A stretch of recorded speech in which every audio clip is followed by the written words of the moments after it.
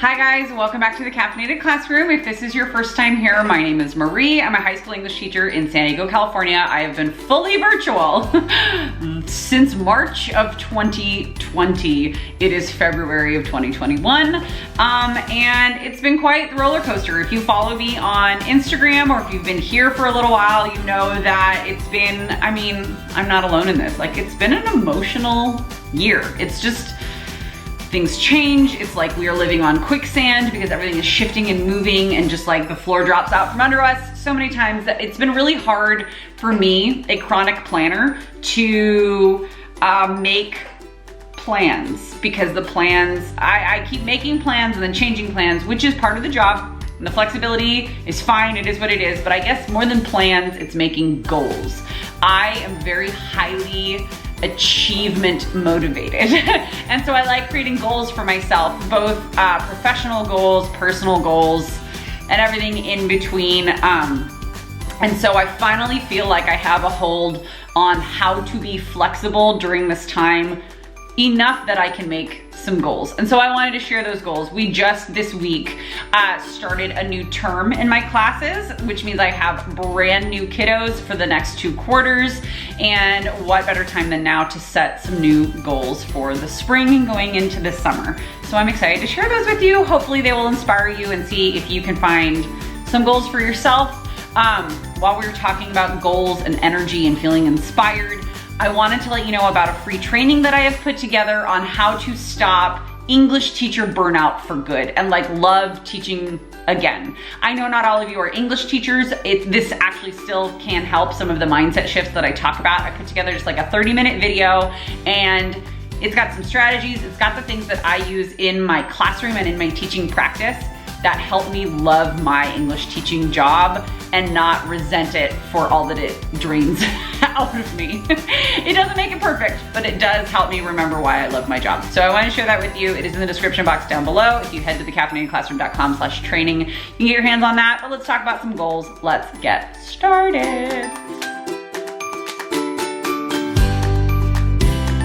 Okay, so I have my goals down on paper in front of me. I have 5 work goals, right? Teaching goals. Some of them are more tangible than others. Some of them are silly and lofty because I have lost some pieces of the whimsy that are in my regular teaching and in my classroom. And so I want to bring those back.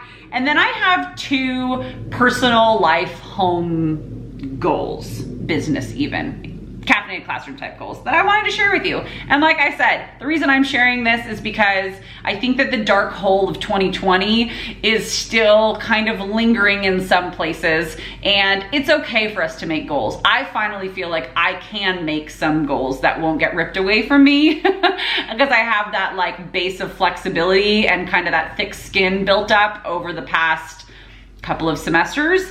And so hopefully this will inspire some of you that were feeling the way I was to be able to just get yourself motivated to do some different things and not just survive this. We do need to survive this time, but life will keep going. So let's figure out how to enjoy that, right? Okay, so my first teaching goal is that I want to be by every Friday 2 weeks ahead scheduled in Google Classroom. Have the whole next week completely scheduled as well as the following week. I want to always be 2 weeks ahead of myself so that I can make some changes in a methodical and focused fashion instead of what I was doing first term, which was just like, I forgot to make a bell ringer and it should have gone out 15 minutes ago, right? Like all that stuff is made. It's in my regular curriculum, but it wasn't necessarily scheduled through my LMS, through Google Classroom.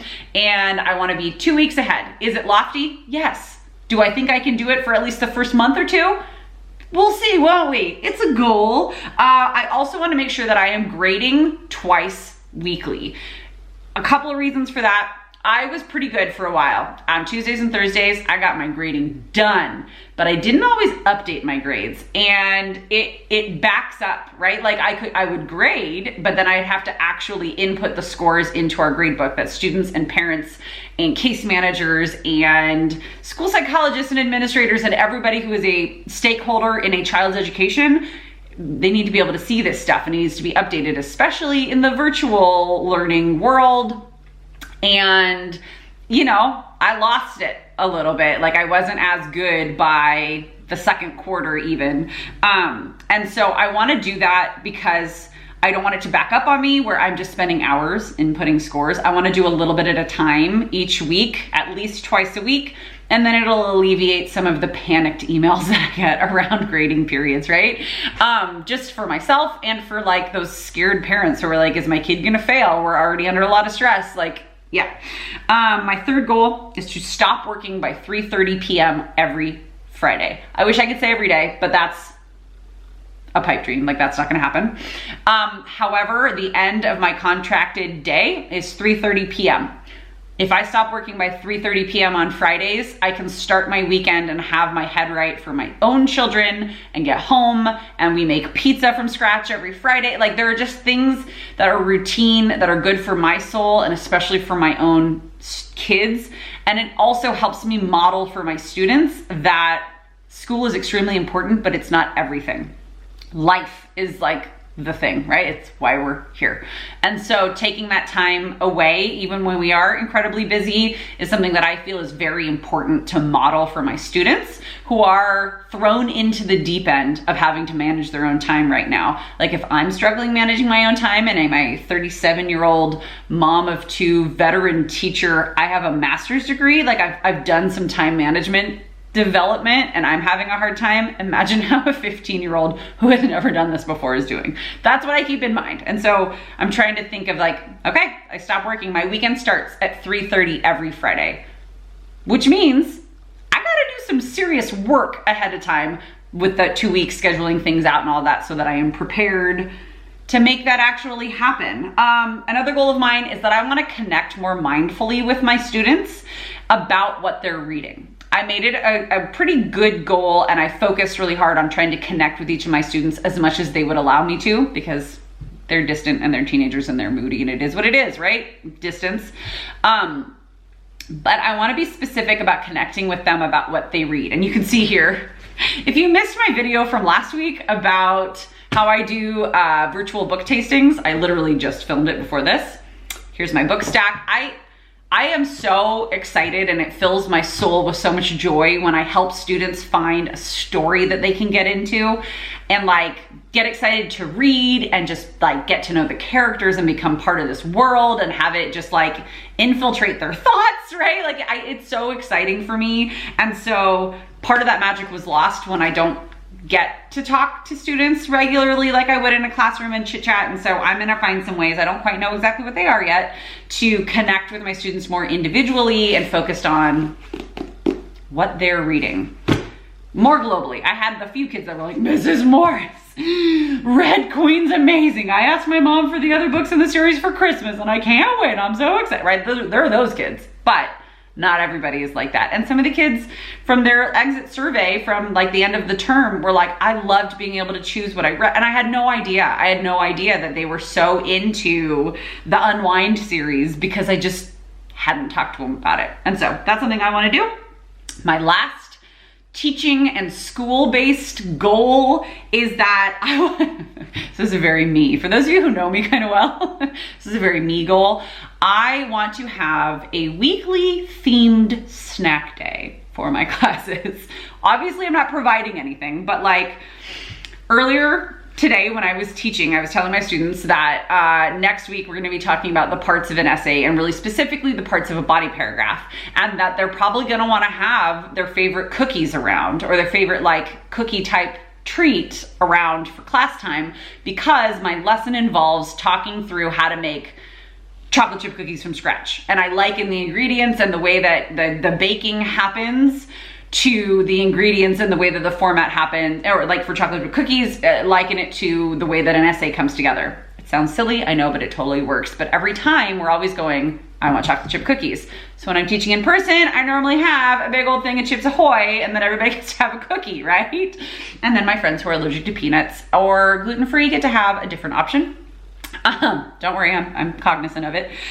So I was like, okay, if they have their own cookie and they're ready for it, like maybe that's something that we could do. Maybe it could be colors. Maybe it could be something thematic to what we're talking about in class. Like, I don't know yet, but I want to have a themed snack day And then I will have a themed snack and they will have their themed snacks. And if they don't have it, they could say what they would have had, right? It just is a different connection, silly, fun way to create community. So there are my 5 teaching goals.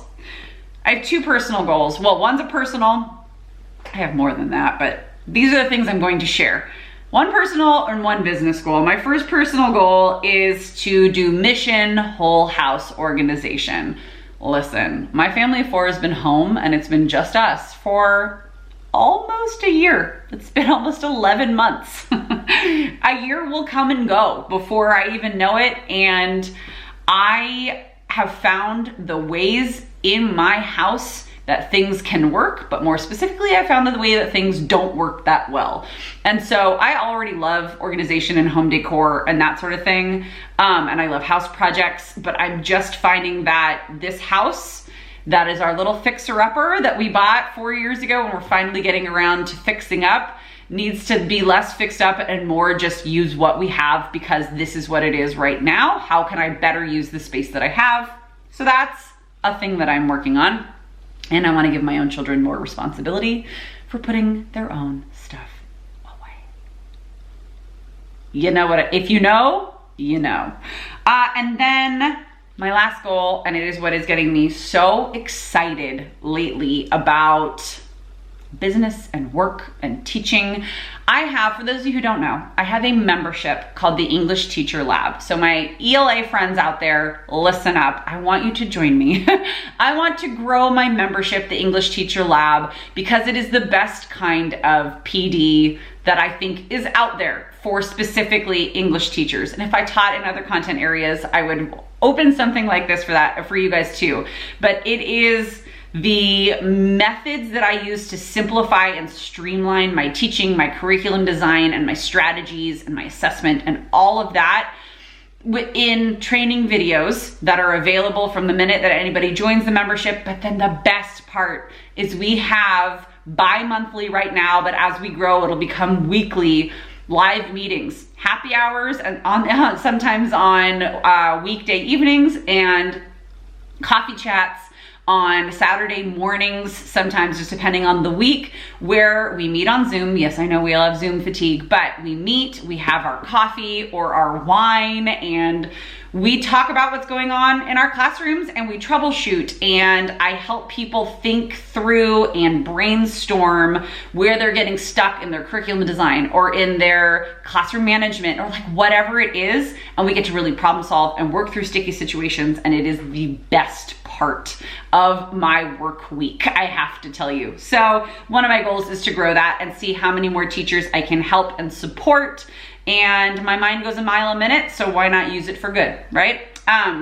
So another goal I have is to refill my coffee cup because that's not enough coffee in it.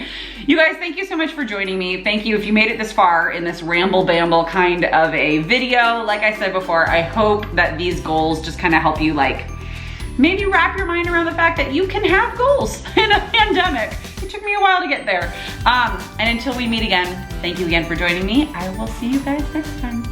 Bye.